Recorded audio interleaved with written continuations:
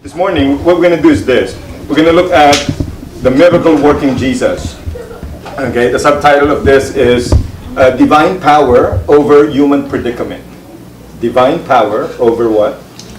Human predicament. So, the text that we have for today is long. Okay, so I'm going to read it really fast.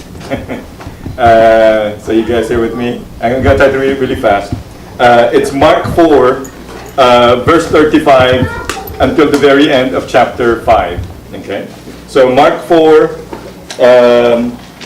verse 35 until the very last verse of chapter 5. I'm going to try to read it fast, so hopefully this will work. Okay? So on that day, when evening had come, he said to them, "Let us go across the other side." And leaving the crowd behind, they took him with them in the boat, just as he was. Other boats were with him. A great windstorm arose, and the waves beat into the boat, so that the boat was already being swamped. But he was in the stern, asleep on the cushion, and they woke him up and said to him, "Teacher, do you not care that we are perishing?" He woke up and rebuked the wind and said to the sea, "Peace, be still." Then the wind ceased, and there was a dead calm. He said to them, "Why are you afraid? Have you still no faith?" And they were filled with great awe and said to one another, "Who then is this that even the wind and the sea obey him?" Now they came to the other side of the sea, so I'm starting with chapter 5 now, to the country of the Gerasenes. And when he had stepped out of the boat, immediately a man out of the tombs with an unclean spirit met him. He lived among the tombs, and no one could restrain him anymore, even with a chain. For he had often been restrained with shackles and chains, but the chains he wrenched apart, and the shackles he broke in pieces, and no one had the strength to subdue him. Night and day among the tombs and on the mountains he was always howling and bruising himself with stones. When he saw Jesus from a distance, he ran and bowed down before him and shouted at the top of his voice, "What have you to do with me, Jesus, Son of the Most High God? I adjure you by God, do not torment me." For he had said to him, "Come out of the man, you unclean spirit." Then Jesus asked him, "What is your name?" He replied, "My name is Legion, for we are many." He begged him earnestly not to send them out of the country. Now there on the hillside a great herd of swine was feeding, and the unclean spirits begged him, "Send us to the swine, let us enter them." So he gave them permission, and the unclean spirits came out and entered the swine, and the herd, numbering about 2,000, rushed up down the steep bank into the sea and were drowned in the sea. The swineherds ran off and told it to the city and in the country. Then people came to see what it was that had happened. They came to Jesus and saw the demoniac sitting there, clothed and in his right mind, the very man who had the legion, and they were afraid. Those who had seen what had happened to the demoniac and to the swine reported it. Then they began to beg Jesus to leave their neighborhood.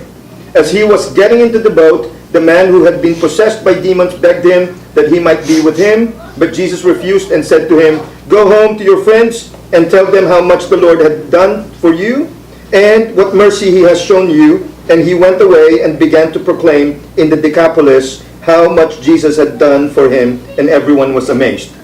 Verse 21.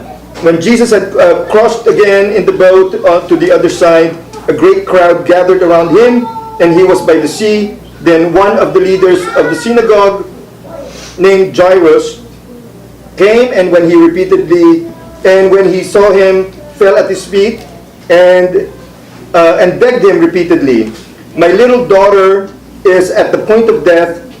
Come and lay your hands on her so that she may be well and live." So he went with him. Let me just read up to verse 34, okay? Because my eyesight is not very good, okay? So I'm having a hard time reading this. So, and a large crowd followed him and pressed in on him. Now there was a woman who had been suffering from hemorrhages for 12 years. She had endured much under many physicians and had spent all that she had, and she was no better, but rather grew worse. She had heard about Jesus and came up behind him in the crowd and touched his cloak. For she said, "If I but touch his clothes, I will be made well." Immediately her hemorrhage stopped, and she felt in her body that she was healed of her disease. Immediately aware that power had gone forth from him, Jesus turned about and the crowd and said, "Who touched my clothes?" And his disciples said to him, "You see the crowd pressing in on you. How can you say, 'Who touched me?'" He looked all around to see who had done it. But the woman, knowing what had happened to her, came in fear and trembling, fell down before him, and told him the whole truth. And he said to her, "Daughter, your faith has made you well. Go in peace and be healed of your disease." Now, so I'm not going to read the rest, okay? So again, what we're doing in our sermons here, we do, the series is actually entitled, "The Jesus You Never Knew," right? The Jesus you what? Never knew. So at least what I was thinking when I was preparing for the series of sermons that we would be having here in our church, I was thinking of the Gospel of Mark, because if you actually read the Gospel of Mark, one thing you will notice is that the Jesus that we commonly think about is actually very different from the Jesus that we find in the Gospel. Right? So last time, I think we talked about the secretive Jesus, right? We talked about some other things that might sound controversial, but actually that's what we find in the Gospel of Mark. It's a very revolutionary account of Jesus. Jesus was actually portrayed as what? Some kind of a radical revolutionary, right? He was trying to actually go against the religious authorities, right? Usually we don't hear of Jesus who is actually like that. Okay? So this one, we're going to talk about the miracle-working Jesus. Okay? And like what I said, the subtitle is Divine Power Over Human Predicament. Now, Christians believe, this is what we believe about Jesus, okay? That Jesus is the embodiment of God's self-revelatory act in what? Human history. When God tried to reveal himself to what? To humans, one of the main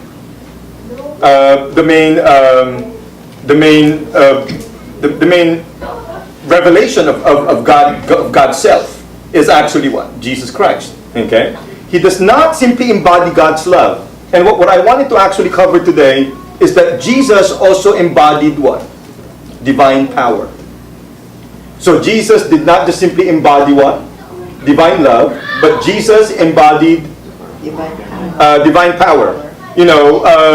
So when you look at God's love and when you look at God's power, it looks like these two things are actually God's response to human predicament.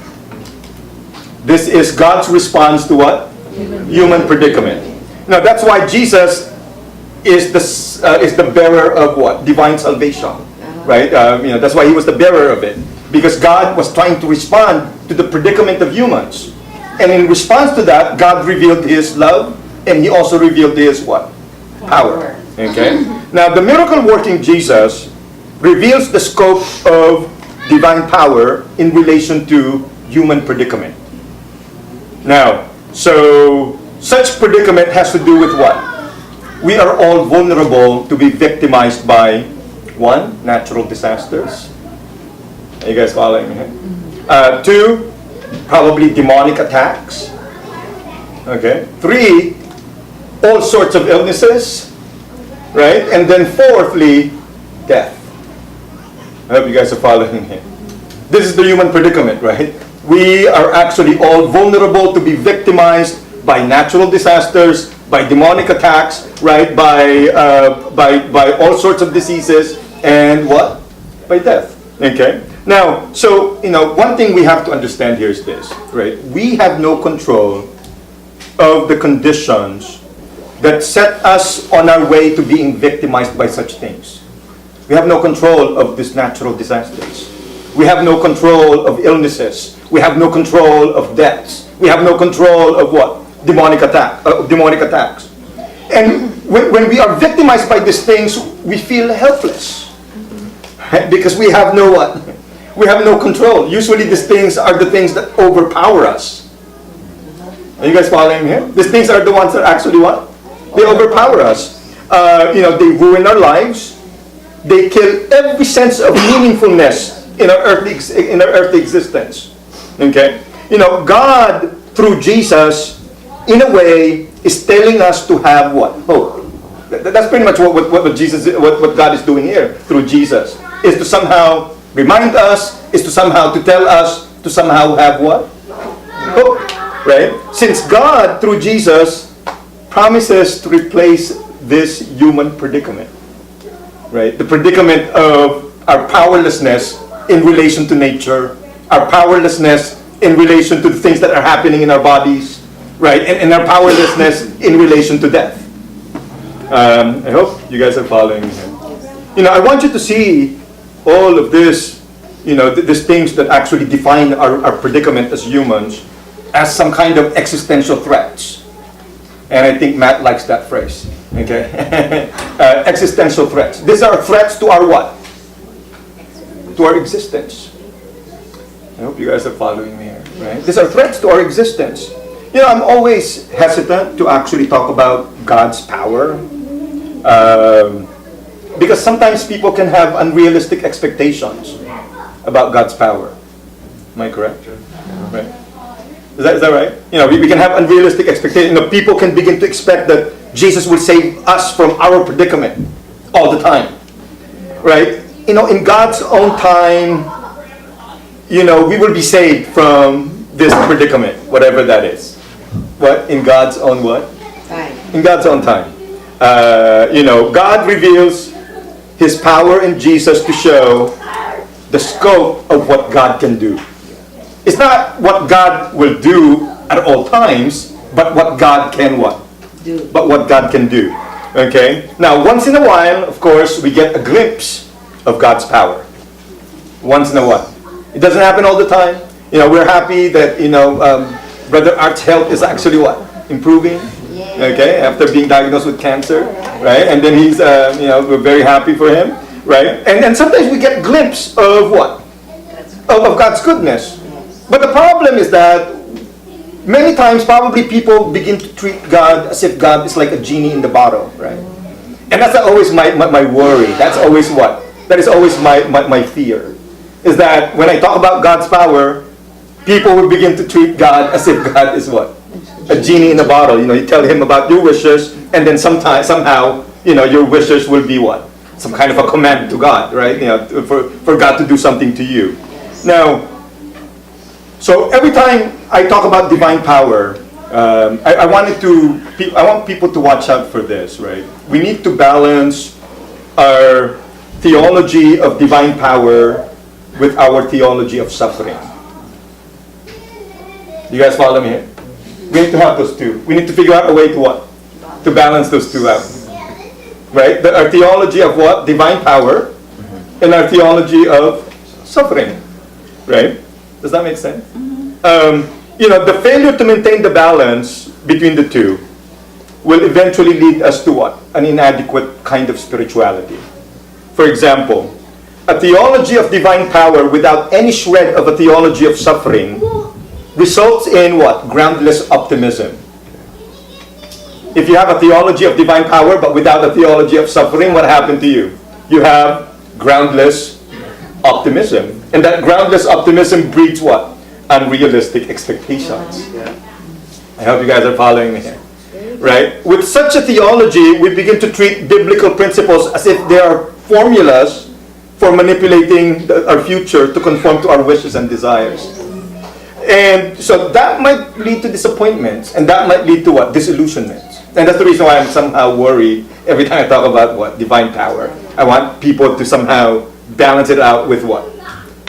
Some kind of a reflective thoughts about suffering. Right? On the other hand, suppose you only have theology of suffering without theology of divine power. What happens then? Suffering. Right? It results in failure to experience the surprising works of God. Yes. Sometimes God surprises us. Yes. And sometimes when God surprises us, He manifests His what? His power. But it doesn't happen all the time. But it happens sometimes.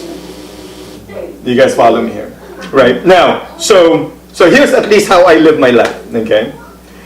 I live as if anything bad can happen to me anytime. Florence knows that. Okay. I'm always worried every time Tress is riding with somebody, right? I said, no, you need to ride with us. I don't want this, just in case there will be some kind of an accident, right?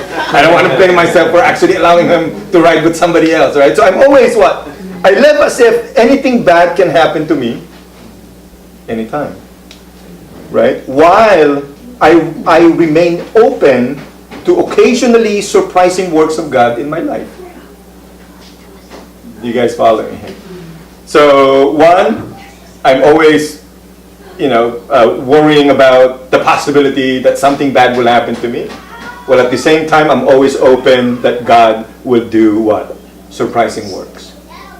I think that's one way we can actually somehow balance what? I hope you guys are following me. We just need to be balanced, right, in the way we actually live our lives. Now, so what we're going to do is this. So the outline for the sermon, it'll be quick, right? So I'm going to try to speak fast, okay? We're going to use 4 Ds, okay? I feel like I sound like a Southern Baptist pastor here when I do this, right? So one is disasters, demons, diseases, and deaths. Do you guys follow me here? Disasters, demons, diseases, and death. Okay. So what can we learn from this passage here that we just read? One is divine power over disasters. Right. Divine power over what? Disasters. Right. Natural catastrophes are threats to our very own existence, and we all know that. Right. We are helpless in the face of disasters, natural disasters. We are helpless.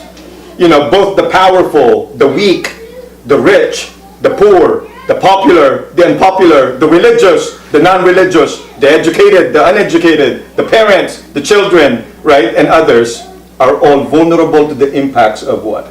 Natural catastrophes. When I hear those interviews about those people who lost their houses in Santa Barbara, it makes me cry, because they felt like we lost everything. And then one of the things that they really upset about is the fact that they lost those pictures. Right? They said we have no way of what? Recovering memories, right? Of past, because it looks like they lost a lot of things, right? Do you guys follow me here? Right? Now, so they lost their houses, and some people even died, right? When you look at those natural catastrophes, some people do not have electricity for days or weeks, like in Puerto Rico, right? Now, when such catastrophes come, everything on their ways is actually what? Affected. Everything. And there's really nothing you can do to stop it. There's really nothing you can do. Even in our technologically advanced age, we still have no way of technologically controlling the weather, the wind, earthquakes, nothing. Yep. In relation to nature, we are absolutely, right, helpless, powerless. In relation to what? Nature. I hope you guys are following me here. Right, in our text, this is what happened here, right? They were in the boat, and somehow Jesus was taking a nap, right? While there was a windstorm, right? And then the disciples were somehow wondering, hey, what the heck is Jesus doing here, right? Are you not even concerned about us, right? Why are you taking a nap while there is this windstorm, right? And then somehow Jesus woke up and he said, "What? You guys have no faith, right?" And then Jesus said, "Calm down," right? He said that to the wind, right? And somehow it what? It became still. It became calm. Now, I think what it's showing us here is something like this. I think it's not telling us to go out there and pray when there's like what? Tornado, right? Or earthquake, that God would stop it. I think that's not the implication of this particular story. But the implication is for us to understand the scope of what God can actually what? Do. When Jesus was performing those miraculous work, Jesus was actually revealing the scope of what God can actually what? Do. I hope you guys are following me. Yes. He's not telling us to go out there and then pray for the tornado to go away. But I think it's telling us it's showing us that this is what God can what? This is what God can do, right? Now, if you notice here, after Jesus calmed down the storm, people are wondering, who the heck is this man? Right? Even the wind actually follows him. Right? Because the ancient Jews believed that the wind is somehow controlled by angels. And they also think that somehow it is also controlled by God. But somehow Jesus what? Calmed the storm. Okay? Now, it doesn't mean that Jesus will do this all the time. He's just trying to what? Reveal what God can actually do for us, for humans. Okay? The fact that Jesus calmed the storm during that time does not mean that Jesus will stop all sorts of natural catastrophes every time we ask him to stop them. I don't think that that is the theological insight we can actually draw from here. Just look at those. So this one might sound a little discouraging, right? But in my role here is not just to simply encourage people, but my role here is to also make people see the world realistically. Do you guys follow me? Remember that 200 children who actually died in Indonesia because of the tsunami? There were 200 children in a Bible camp. Right? These are 200 people in Bible camp. They're children. You probably think like God should have actually what? Stopped it, but God did not. Do you guys see what I'm trying to point out here? Because God, we need to understand we are vulnerable to what? To be victimized by these natural disasters. But at the same time, the relevant insight that we can actually see here is this, that God has power over disasters, and it has been manifested in the miraculous work of what? Of Jesus. So why would that be relevant to us? Because when God He promised us that He would deliver us from what? This predicament. Now we know that even in this particular predicament of being victimized by nature, that God can actually what? Do something about it. Yes. He has the power to do it. Do you guys follow me? Yes. It looks like that's what is being revealed here. Right? Whatever I promised you, somehow, I can make that work. I can make that happen. Okay? Now, secondly, divine power over demons. Okay? Divine power over what? Demons. Now, demonic forces are oppressive. Okay? I hate talking about demonic forces. It's not my thing. Okay? But it's in the text, so I have to talk about it. Okay? So, from Jesus' point of view, demonic forces can control us, right? And in the process, it's not just controlling us, but it can also what? Destroy us. It seems too outdated for anyone to believe in demonic forces. And sometimes I feel that way too. Jesus lived in a time when what? Almost everyone believed in demonic forces. They all think that every time something bad happened, the demons must be what? Responsible. Now, however, on the other hand, we live in a time when we do not really witness anything at all that resembles this particular encounter of Jesus with demons. Okay. How many of you have seen anybody encounter demons in this way? You guys, I've never. I've been in church for so long. I've never seen anything like this. Do you guys follow what I'm trying to point out here? I'm assuming probably during that time that might be a common experience. But it's always difficult to talk about demonic forces, right? I don't think that it's wrong for anyone to doubt the reality of such forces. However, I also do not think that it's wrong for anyone to believe that in very rare occasions, at least there are mysterious manifestations of something akin to what? Demonic forces. I think very rare occasions, there are probably manifestations of this. I don't think this is something that is what? Common. Again, we live in a time when we don't really witness any of this anymore, right? Do you guys follow me here? Yeah. What about those demon possessed? Say it again. Like people would talk about people who are demon possessed, but I've never seen. I've only seen it on in movies, right? There were instances where in our Bible study before there was one person who seemed to act like she was demon possessed, but I thought she was just acting, right? So what I did, I just grabbed her hand and I said, "Get up," okay? Because I thought she was just emotionally overwhelmed by what was happening in the group, right? And then she started acting wildly, right? And so I just actually held her hand and I said, you know what? I said, just stop. Okay? Because everybody's getting scared. Because I was getting scared too. I was like, is that for real or what? Okay. Right? No, but I haven't witnessed anything like that. Right? Now, so I'm assuming there might be some authentic cases of this. I heard some people claim that there are some people who seem to be, demon possessed, and they started speaking languages that they're not known to be. So I heard it from my father-in-law about something that happened when someone who doesn't speak Ilocano started speaking Ilocano. Okay. I think it was your Uncle Sayong or something like that. Yeah, like but the girl supposedly she was born and raised here, and then she started speaking in Ilocano. Ilocano is like a dialect in the Philippines, right? Which I find but that might be, there's probably something extraordinary about this, right? In probably rare cases, okay. But in our text, this is what happened. There was a guy who was demon possessed, and he was so strong. They were trying to put him in chains, but somehow he breaks them. Right? So this guy must be exhibiting some extraordinary, right? Mysteriously extraordinary manifestation of demonic forces. It looks like he was actually possessed by many demons. But somehow Jesus actually set him free from this. Now, so the point I want to make is this, okay? Let's suppose that it's true that there are demons who directly make some people suffer.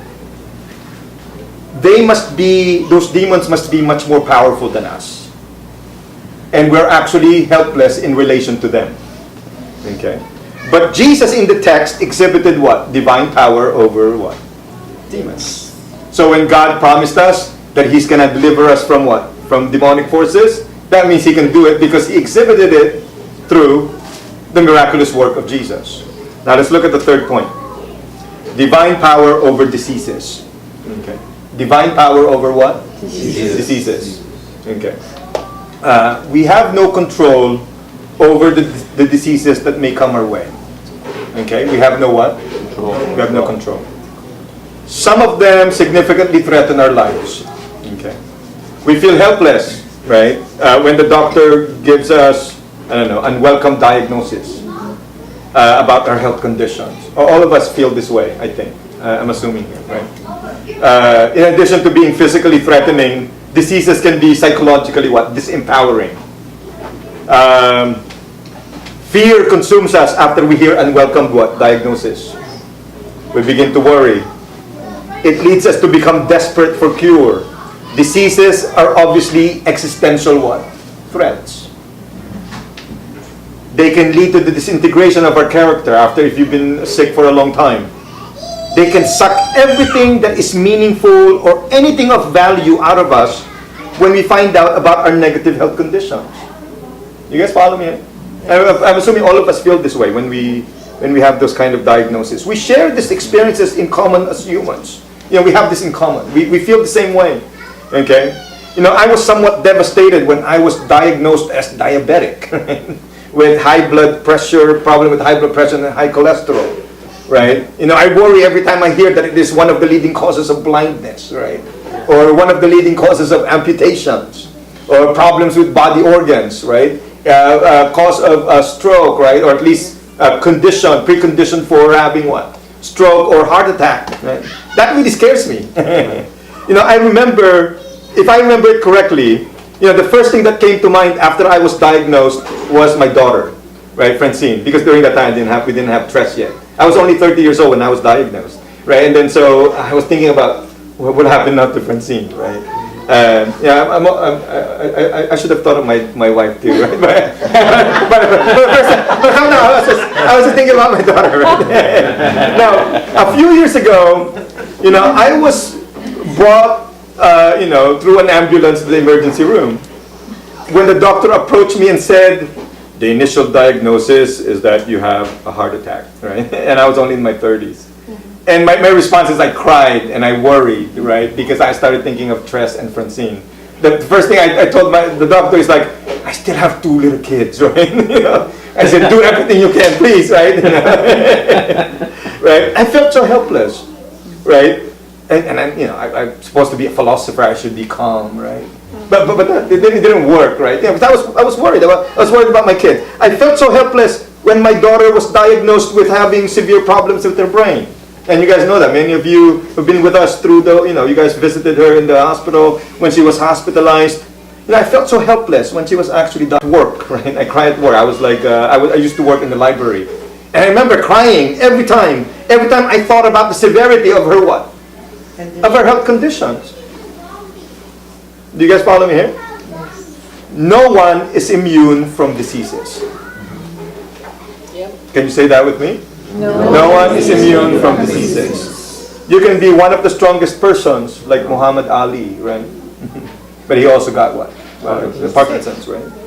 You can be one of the smartest persons, like Stephen Hawking, but he has, that degenerative disease, right? You can be one of the richest persons, like Steve Jobs, and you can still end up with cancer. You guys follow me here? Like one owner died. Say it again. Is it the Seahawks owner that passed away? Is that the CEO? I No, know. owner that passed away. Yeah. It's the same thing? Yeah. Okay. Cancer. Cancer. So, one of the most you can be one of the most well-liked politicians, right? Like Ronald Reagan, and still end up with what? Alzheimer's, right? You can be one of the most beautiful persons, right? Like Angelina Jolie, right? And remember, she had some kind of what? Operation to to prevent herself from having certain cancer. You can be one of the most productive young Christians, like Nabil Qureshi. Have you guys heard of what happened to Nabil Qureshi? Yes. He Right? passed away. Yeah, he passed away. He's only in his early 30s. He was actually considered to be one of the upcoming evangelists, right? He works for Ravi Zacharias. He was pursuing his PhD in New Testament from Oxford, right? He was considered to be one of the, probably who would be someone who would become popular apologist and evangelist. And then he ended up with what? Stomach cancer. Correct. He had a very good conversion story. He was a Muslim. He became a Christian, right? He was disowned by his family, right? And instead of practicing medicine because he graduated with a medical degree, right? He decided he wants to become a preacher. He wants to become an apologist. Yeah. Do you guys follow me here? But somehow he got sick and he also died. So you can be young, old, rich, poor, educated, uneducated. None of what you can make or what you have can actually make you immune from what? From diseases. Right? Exactly. And in our text, there was also about the woman who was actually suffering from what? Hemorrhages from in 12 years, for 12 years. And he said, if I can only touch the cloak of Jesus, I'll be healed. And then he touched Jesus, the cloak, and somehow she was what? Healed. Now, so the point I want to make is this, and we're almost done. So, in the story, we see the exhibition of divine power over what? Diseases. It is not a guarantee that God will heal us every time we are sick. We know that doesn't happen all the time. But I think the proper theological insight from the story is this. God has the power over diseases. And so the promise of redemption from such things can be what? Divinely fulfilled. God can do it. Because that's within the scope of what God can what? Can do. I hope you guys are following what we're discussing here so far. So last point, so we're almost done there. So it will probably take us just an hour to finish, right? So, divine power over death. Okay. Death is an everyday possibility. Yes. We as humans naturally try to avoid death. We generally try to preserve our lives. We value life, and that is the most fundamental precondition for valuing anything else. You want to value your future, you need to have life, right? You want to value your pursuit of happiness, you have to have what? Life. You wanted to actually cultivate good relationships with other people, you have to value what? Life. You have to value life, right? But we are all aware that life is extremely fragile. Life is extremely what? Fragile, right? We easily die. That's the weird thing about this, right? And you only have one life. That's it. If you have two lives, that's probably better, right? We can fool around, like the first life, right? And then second life will just be good, right? But that's not the case, though, right? So it doesn't take much for humans to die. There are really no second chances here. Once we die, we're dead. Yes. we have no significant control over the things that can cause our deaths. We feel helpless when someone dies. No amount of positive thinking can change this. Okay? You know, no advancements in technology, medicine, biology, epidemiology, chemistry can prevent our ultimate end. Yeah. Right? Due to the fact that our lives ultimately end, death can shatter any sense of meaning to one's existence. Right? This is a threat to our existence. Is what? Is death. You know, Leo Tolstoy, a famous Russian novelist, right? He said, you know, life is like you're hanging. You know, you fell on inside a pit, right? But you're hanging on a branch of a tree, right? And then right beneath you is a monster, and right on top of you is also a monster, right? And then you have two rats, night and day, black and white, like nibbling on the branch of a tree. So you know, eventually you're going to what? Eventually you're going to die, right? You know that. And even if you see drops of honey coming from the leaves, according to Tolstoy, it will not matter anymore, right? Because you know you're going to be dying soon, right? I'm not trying to scare people, okay? That's not what I'm trying to do. I'm just trying to point out this is what, you know, death can easily portray a gloomy picture of life. Do you guys follow me here, right? Death can easily portray a gloomy picture of life. Picture of life. Now, but in the story that I didn't read, it has something to do with the girl who was actually sick, and then the dad asked Jesus to what? To heal her. But before Jesus came to the house, she already died, supposedly, right? And then Jesus what? Brought her back to life. So that was the story. So what can we learn from that?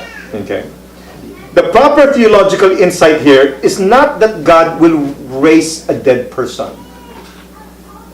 Is that clear? I don't want to see like dead people rising, well, you know, in a cemetery, right? Right. Now, so you know, God will not raise like dead people right in front of us right now. Right? So rather, divine power over death was manifested in the miraculous work of what?